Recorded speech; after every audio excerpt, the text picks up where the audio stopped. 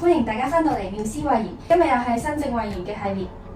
我係思欣，今日好高興邀請到黃大仙區議員莫建榮先生嚟同我哋講下彩虹邨重建最新嘅狀況。莫議員啊，聽講好多第一期嘅街坊已經收到信分派去唔同嘅屋邨，個情況係點㗎？最近咧，我喺一啲我哋村嘅討論區啦，同埋有啲街坊咧都同我哋講翻，佢哋已經收到信咧，係第一期重建嘅住戶咧係已經有 offer 去其他唔同嘅翻新嘅屋邨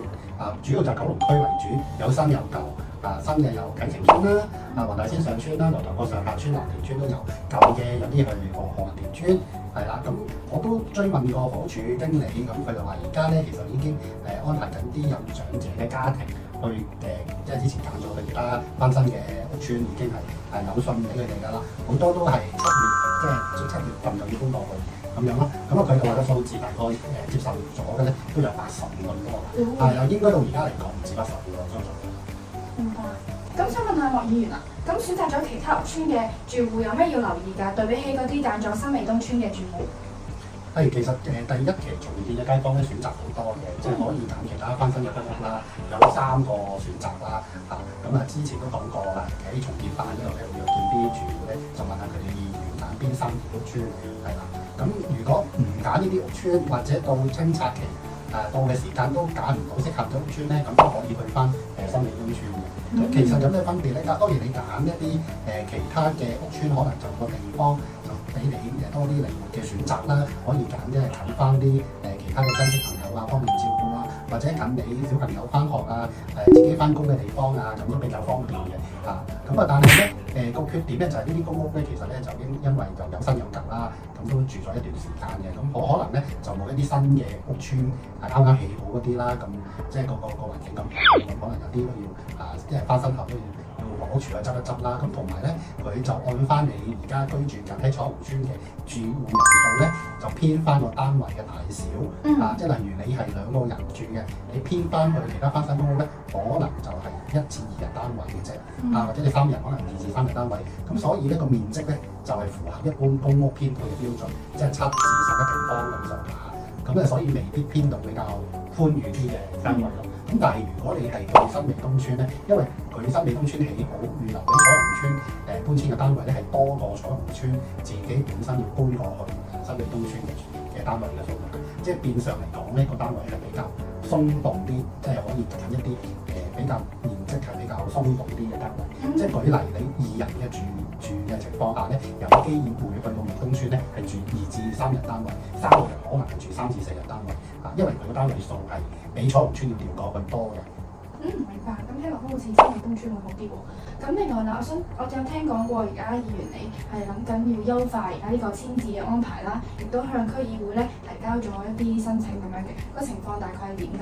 嚟緊我哋房屋會咧，我哋會遞交一個優化彩虹邨遷置安排嘅一個文件。其實過去咧，我哋亦都係上過類似嘅文件㗎啦。咁所以而家第一期嘅公屋住戶咧，可以全長者戶可以原村調遷咧，都係當時我哋即係同房屋署一齊爭取翻嚟一個全新嘅政策嚟嘅。咁但係即係有啲第一期嘅住戶當然好多係想搬出去啦，亦都有啲咪就自佢啦。咁但係亦都有部分長者咧係想留翻喺彩虹邨特別一啲獨居嘅長者。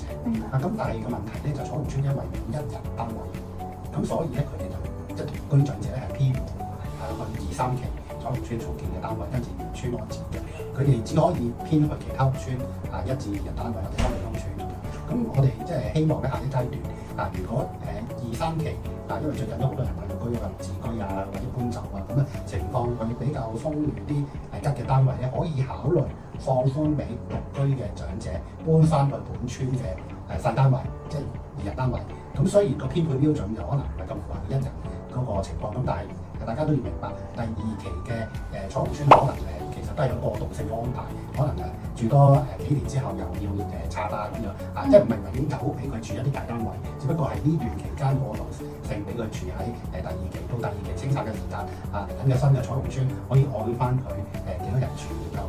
設計翻搬翻去相應嘅面積咁樣。咁呢個嚟緊我哋係進一步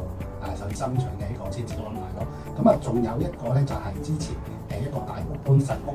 全長者戶70歲以上免租嘅安排呢個政策其實仲有嘅，不過第一期申請嗰個已經截止啦。咁我哋希望咧第二、第三期嘅住戶長者戶都享有翻呢個政策咁但係都需要房屋署即係定一定即係幾時申請就截止，等佢哋差唔多時間就申請呢個大屋搬細屋免租，因為佢哋講真即係遲早都要搬細單位㗎啦，倒不如早些少自己提出搬咗之後咧，可以令到即係以後唔使交租金咁樣呢個享有呢個優惠咯。咁第一期嗰個大屋搬細屋嗰陣時，房屋署係俾咗一啲即係住戶門牌，即係符合呢個免租計劃嘅住戶嘅資料啦、門牌啦，俾當區嘅關愛隊去通知嗰啲住戶去申請嘅。咁我知道都有啲住戶長者住戶成功爭取到嘅。咁希望第二、第三期房屋署同埋區內嘅關愛隊都可以結合繼續去預先通知翻嗰啲符合嗰個計劃嘅長者住戶咯。多謝大家收睇今日嘅節目啦。咁我哋如果你中意呢條片咧，記住 like、subscribe 同埋 share 俾你嘅朋友啦。多謝大家嘅支持，拜拜，我哋下次見。